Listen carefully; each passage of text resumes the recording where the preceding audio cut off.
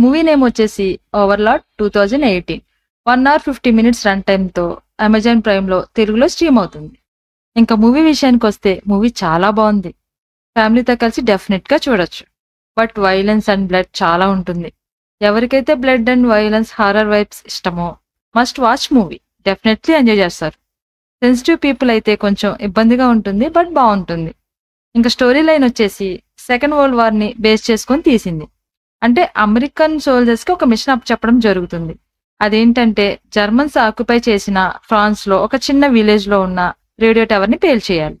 So that అమెరికాకి attack చేయడానికి easy అవుతుంది. బట్ అక్కడికి వెళ్ళాక ఏం చూశారు, అక్కడ చేసిన ఘోరమైన ఎక్స్పెరిమెంట్స్ ఏంటి, హిట్లర్కి దీనికి లింక్ ఏంటి, ఎలా ఎదుర్కొన్నారు అనేవి మీరు మూవీలోనే చూడాలి. మూవీ జోనర్ వచ్చేసి thriller, horror and scientific mixed కాంబినేషన్లో డిఫరెంట్గా ఉంటుంది. Movie first half story build చేయడానికి టైం తీసుకున్నారు. సో కొన్ని చోట్ల స్లోగా ఉంటుంది, బట్ దానిలో కొన్ని హర్రర్ ఎలిమెంట్స్ ఉంటాయి, ఇంట్రెస్టింగ్ సీన్స్ ఉంటాయి. దీనికి మెయిన్ ప్లస్ పాయింట్ ఏంటంటే సెకండ్ హాఫ్ చాలా ఇంట్రెస్టింగ్ అండ్ థ్రిల్లింగ్ సీన్స్ ఉంటాయి.